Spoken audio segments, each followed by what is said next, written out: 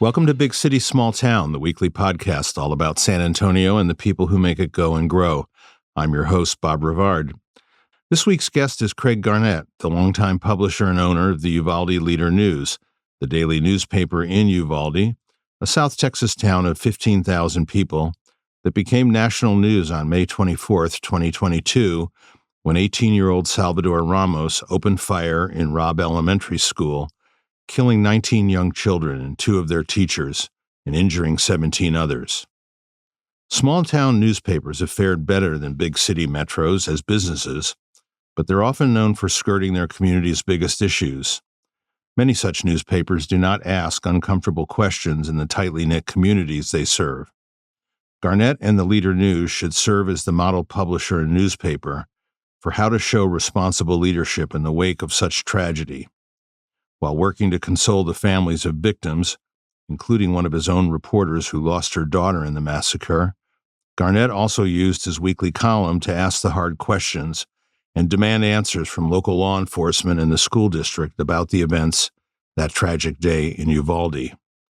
Infamously, 376 law enforcement officers from local, regional, and state agencies failed to confront the shooter for more than 1 hour while huddled in a hallway outside the classroom where Ramos carried out his mass killings.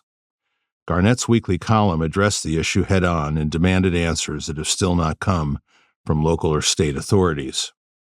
Garnett, himself a gun owner like many in Uvalde, also questioned why a teenager had the legal right to buy military-style assault weapons and unlimited rounds of ammunition, challenging gun rights groups and advocates who have opposed calls for gun reform in the wake of such mass killings. Last month, Garnett was the subject of a profile in the New York Times that extolled his role in the community before and after the Robb Elementary School shooting that changed Uvalde forever.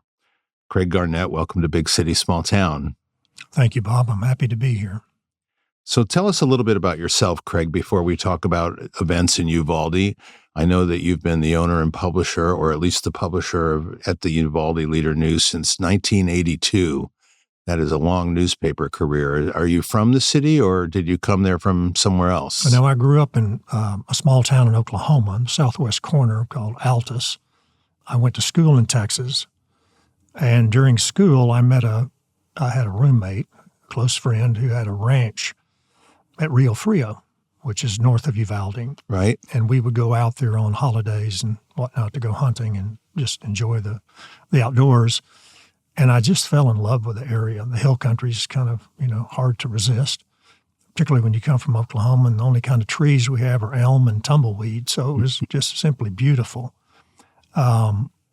Later, after I graduated and then did some other things, I went to work for the Star-Telegram in a management training position. Then I went to the Kansas City Star. That was in Fort Worth? Yes.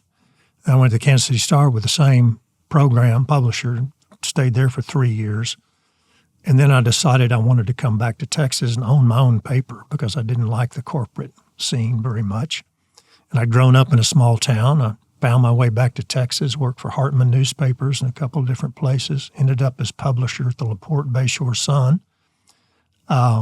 Not a very pretty place, lots of chemicals in the air. I feared for my newborn children. So I began to look for a paper to possibly buy.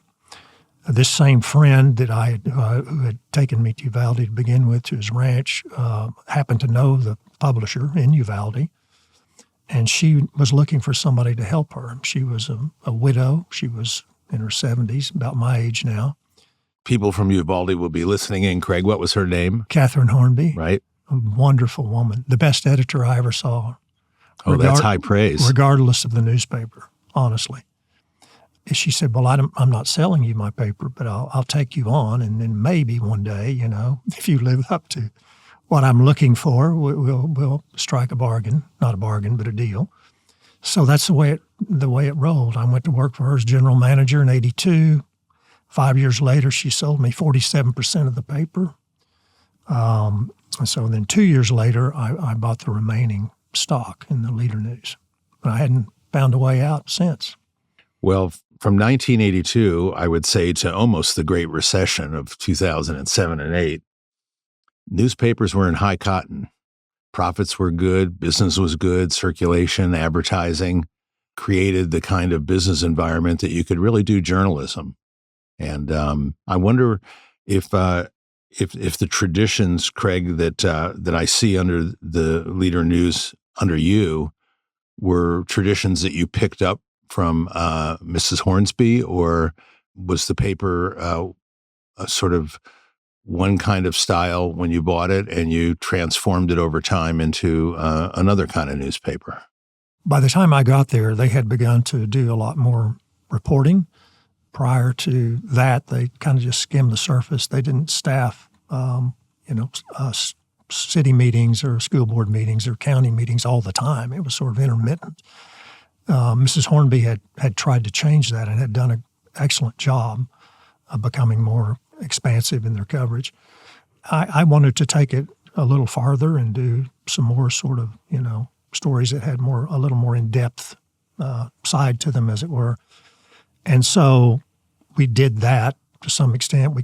I had some ideas to reorganize the paper a little bit, and that happened. But we never, Bob, we weren't doing investigative reporting by any stretch. We were simply doing what I thought was a credible job of covering all the institutions that deserved to be looked at. As time went on, some things came to pass. We had some issues over water, ongoing issues with the Edwards. I remember those. Water rights, you remember that very well, and efforts afoot to build a pipeline through Uvalde, and we took a pretty hard stance against that. We took some other positions on issues that were, I guess, counter to some community newspapers' desire to be upfront. But there was nothing at the level of what happened, on May 24. Well, before we come up to the present day, you also had another challenge, I suppose, or opportunity, or maybe both, in that citizen number one of Uvalde was the former governor, Dolph Briscoe, and the largest landowner in Texas. So that's a sort of larger-than-life figure that you had in your small town and probably factored into your coverage over the years. He was amazing. He was an incredible philanthropist. He was the biggest supporter of our paper you could possibly ask for. He would say, I want a half page in that paper every week, and that's what's going to happen. And because he and Mrs. Hornby and Harry Hornby, her husband, had been the closest of friends. And so that carried over into my relationship. I'm not saying that I had the same relationship that the Hornbys did, but he was always welcome and always availed himself of any opportunity to call and give his opinion about what we were or were not doing. Almost never a criticism, though. So it was a wonderful feeling to have him, on our side. Well, he was my first governor in Texas, and I share your fondness of him and had many good visits to Uvalde when he was there at the bank in the day. But let's come up to the moment in 2022. Craig, were you on your way to work, or were you already at work, or how did you find out what was going on? We were all at work. I was in my office. The newsroom is right below my office, just by circumstance. And, the sirens were the first, that was the bellwether that things were not well. I mean, you've never heard so many sirens in the city. And then the helicopters began to circle. And our scanner was blowing up. And, it was, just by virtue of the noise, you knew something extremely unusual was happening. Did you immediately sort of get in touch with your editor? And I assume that person was deploying anybody and everybody on the staff? She was at lunch, and so I was in the newsroom with the rest of the staff, and we were listening to the scanner and trying to make heads or sense of it, heads or tails, I guess. And it was a domestic shooting, was the way it started, and that's what everybody thought it was, or a bailout, where somebody, that's transporting immigrants crashes or stops and gets out and everybody runs. That'd been going on. We'd had like 200 of them in the first part of the year or so, and that led to school shutdowns all the time. So there was at first this sense that it was a shooting at a home, domestic thing, and then the suspect probably fled to the area of the school and maybe was was hiding somewhere in the periphery. Our photographer, Pete Luna, got there it was about 12, I think, maybe a little after. The shooting was 11:33. And his first reaction was that it was somebody who was hiding, not somebody who was targeting children. And in the newsroom, we were making calls to everybody we could. Of course, you can imagine there was no law enforcement answering. There was nobody answering. Nobody at the school system would pick up a phone. Nobody at the county, city level. They were all consumed with trying to find out themselves what was going on. Wow. When did you find out what was going on? It was, say, I think 12 something that we figured out that there was a shooter in the school itself, maybe a little earlier, and still no concept of the level of violence that was being inflicted on children. Even Pete Luna, our photographer, when he got back to the paper about 1, I asked him what had happened, and he said there was a shooting, but he didn't know how bad it was. He didn't reckon it was as severe as it turned out. But that realization, just landed like an atomic bomb. And the first word, a little after 1, was that the shooter was down. He was in custody, and he actually was dead. That was the first,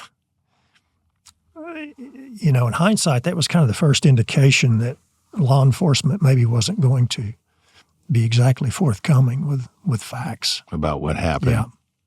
Yeah. As I said at the outset here, there were hundreds of law enforcement personnel from local, state agencies that responded over the immediate aftermath of the 911 call, and yet most of them stayed huddled with uncertainty and somewhat leaderless in the hallway of Robb Elementary School while the shooter remained inside the classroom area where the devastation occurred. The 376 lawmen represented 23 agencies. The bulk of them were outside. There were 15 to 19 in the hallway, give and take. It never got to be a whole lot more than that simply because of space. It's not a very big area. That hallway's not super long or super wide. That building is isolated sort of from the rest of the classrooms. So those people were concentrated in that building while all this support was outside, pushing back parents and other concerned relatives, keeping them separated from the actual building itself. And they were obviously extremely distraught over the welfare of their own children inside and unable to do anything. I can't imagine a more helpless feeling for a parent. Yeah, that part was so horrifying. And you interviewed those people and listened to what their how anguished they were with the fact that these people with guns on weren't doing anything.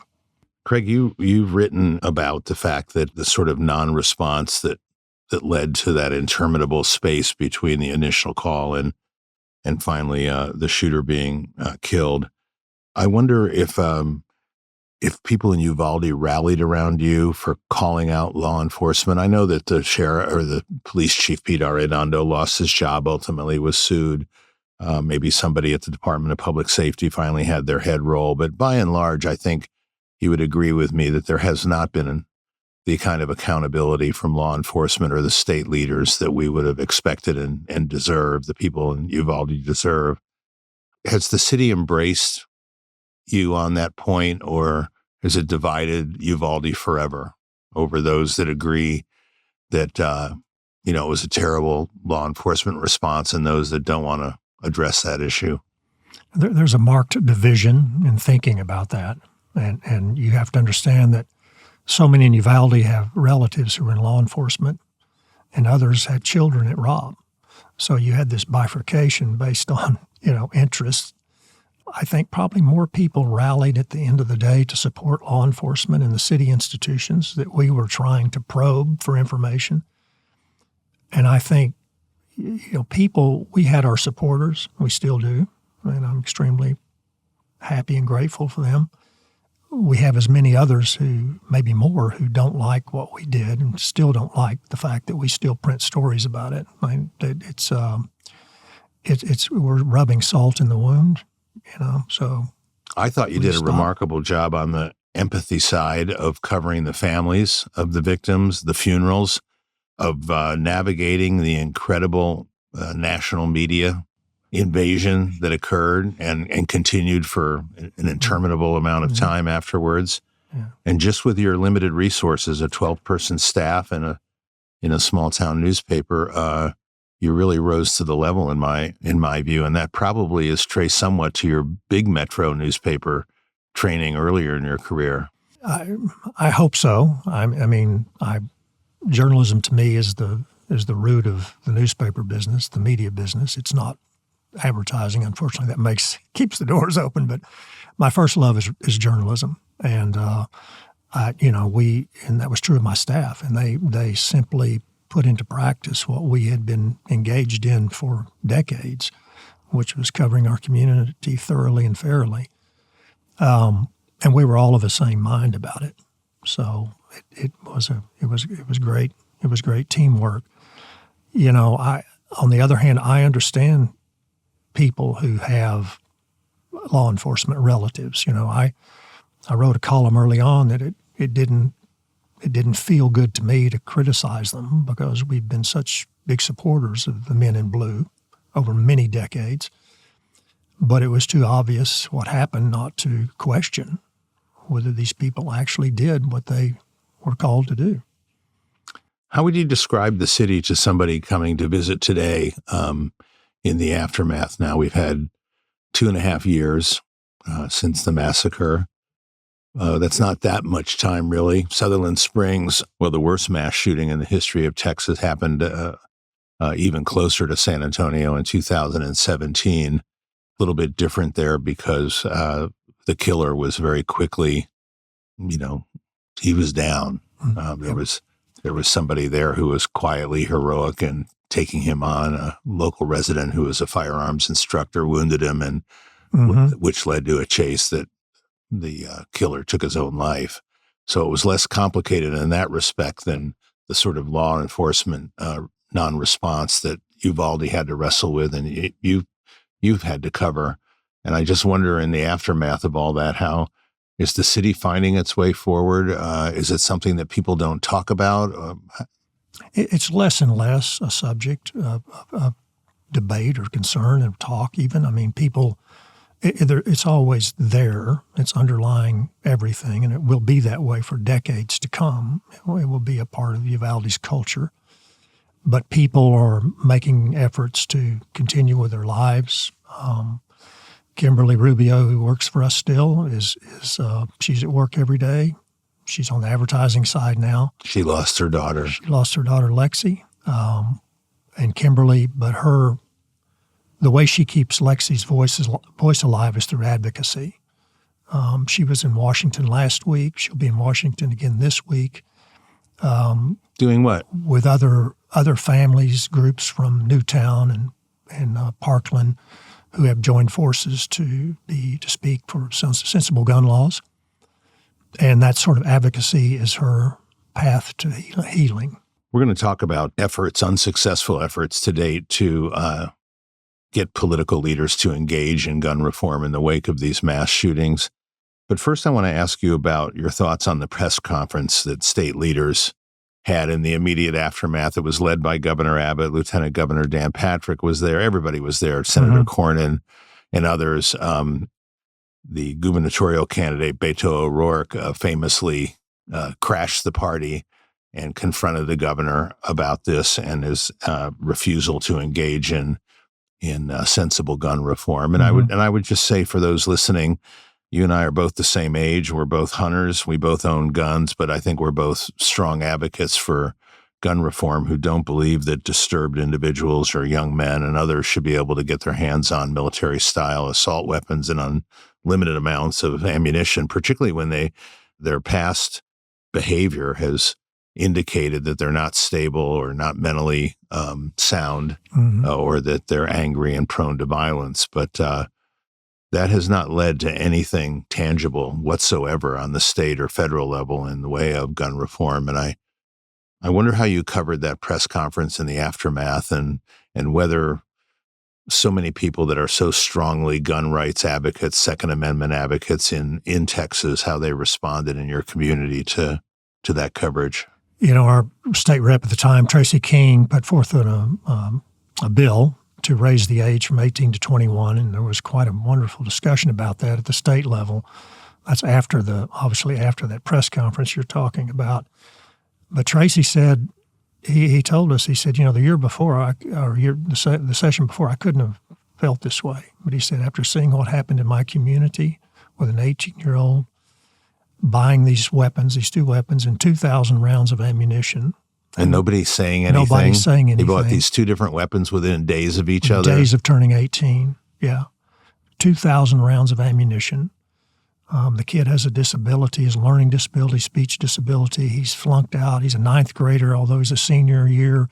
Where's the special education component in all this? And why is somebody not? He's all over the internet talking about what he's going to do and telegraphing these things. That's another remarkable issue, Craig, is how much, how disconnected law enforcement is in general from the kind of clues or evidence that's so readily available to every teenager in the town from social media accounts. Yeah, but who monitors that? All these friends are like, he's just acting out. This isn't serious. So, but back to Tracy, he got closer than anybody in a long time to getting something. But at the end of the day, didn't even get to the calendars committee. They killed it. But they on that committee were all convinced that this young man would not have carried out this crime if the law had said 21 years, because he waited. And he tried to get his parents, not his parents, but his relatives to buy him weapons. They wouldn't. Tried to get friends.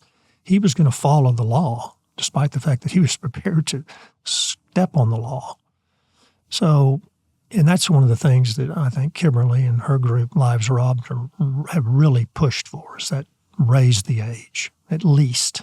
Did your state representative ever talk to you in the aftermath of that failed legislative initiative and give you his analysis of why his fellow Republicans refused to go along? It's just intransigence over gun laws. It's the slippery slope. If you take one step in the direction of conceding, you're going to slide into the loss of the total Second Amendment.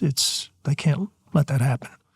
And Tracy said, look, in Uvalde, my constituents said, Tracy, I'm a conservative, I'm a gun owner, but you're right about this age thing. So that's some concession.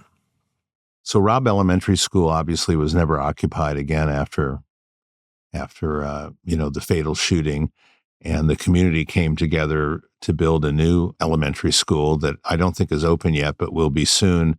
I know HEB here in San Antonio, of course, HEB's in Uvalde too, gave $10 million to that effort. What's the status of the going forward of how there's going to be a new school, and I guess Robb Elementary? Robb Elementary is, Bob's still considered a crime scene because of pending lawsuits, and so it has not been released back to the district. The new school will open, I believe, fall of next year. It's almost paid for. I think they've got some $5 million or so left to raise of a $60 million price tag. HEB gave $10 million, which is incredibly generous, and other people have stepped up, and that's much appreciated in our community. We would like, I say we, I would like one day to see maybe that as the locale of a permanent Robb Memorial. It's sacred space, and to take it down and put up something that reflects on these children, I think would be appropriate. Yeah, it seems like it ought to become a park where people can reflect on the past and indeed the future of the city, but that's yet to come. How does it change the newspaper, Craig, and you as a publisher? Are you as a business I mean, newspapers have been through so much in this country, but small town newspapers have been somewhat inoculated against the larger trends, not completely. But as a going concern today and as a community asset and institution that's widely respected, is that all still in play in Uvalde? Well, to use your metaphor of inoculation, I think I need about 4 or 5 more of those shots, like COVID, because our business model is not great compared to, well, it's like the rest of the country, as you point out. Just to give you some measure, some comparison, 20 years ago, our circulation was 6,600. Today, it's about 2,500. So in the aftermath of Robb, we saw quite an increase in our e-editions, our digital editions, simply because people had curiosity about what was happening. But now we're kind of over that, and so it's a gradual slide. You have a paywall. Yes, we have a paywall for our digital, for our website. We have a daily update, which is it's an email that goes to over 2,000 subscribers. It's been a wonderful thing. It's sort of the bridge for us between print and maybe a whole digital product. But yeah, I mean, just the newspaper, as I say, the newspaper business model at our level is going to be dependent on an acceleration of the digital transition and more philanthropy. And we got a Press Forward grant last month, which was incredible. Now, explain to listeners what a Press Forward grant is, both in size and origin. Press Forward is an organization that came about within recent years to supplement small papers with grants. The first round, which we were part of, there were 200 papers selected in the country. Each of us got $100,000. Wow. Is this like a national philanthropic effort? Yes. The Miami Foundation is the holder of the funds. And we were selected out of 900 applicants.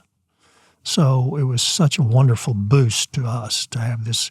And the money was given in a sense of no real restrictions to be used as part of your general fund, if you will. It wasn't based on a particular project or hiring X number of people. It was simply to get us over the divide.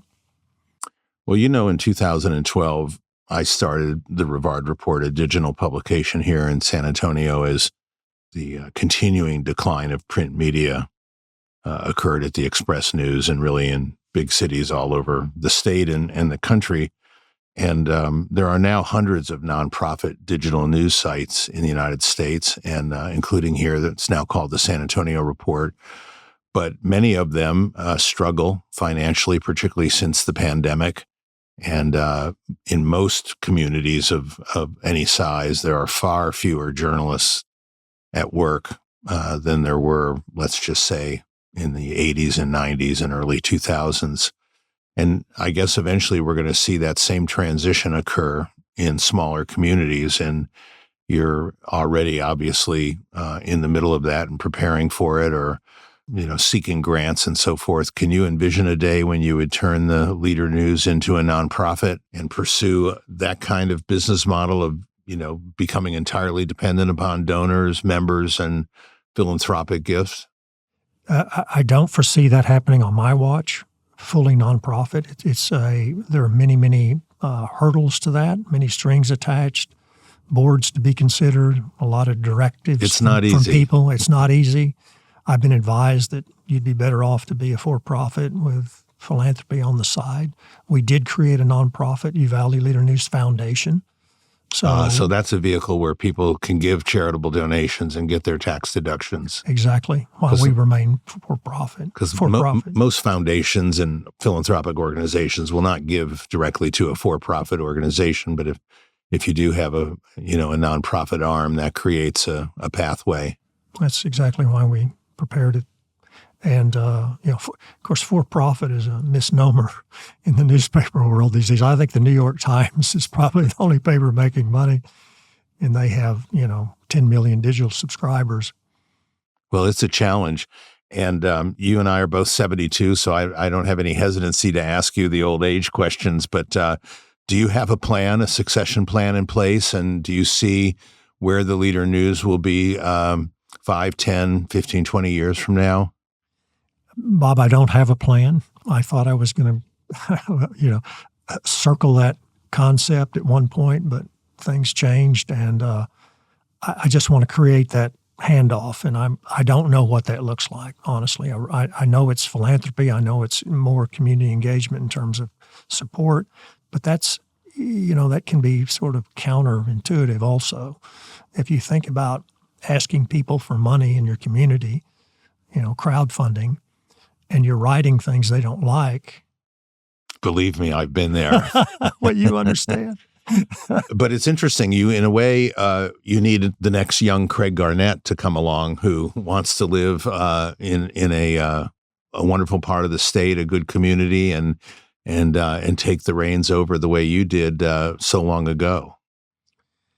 Well, I'm not going to say that. He or she would be welcome. And if they're out there, please call me. All right. So if anybody wants to get into the newspaper business, it's how to take a great fortune and make it small. Yeah, well, that's right. But the rewards are incredible.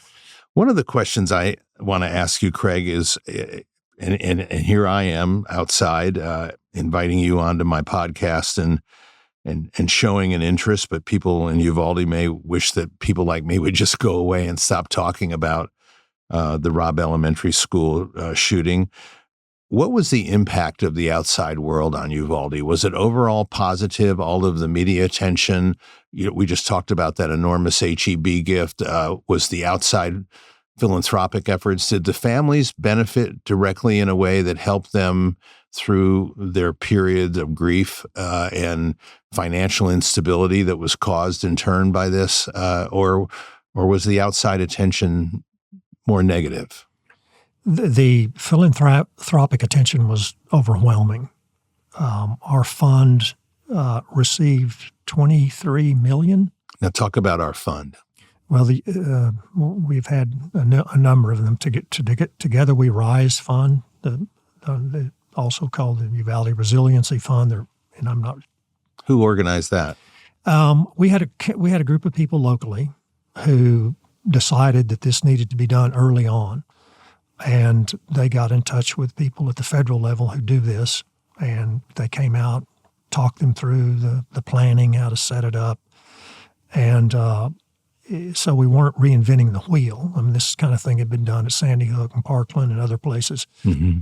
And the outpouring in response to that, they raised, the payout was larger than for any other mass shooting in U.S. history, the payout per person.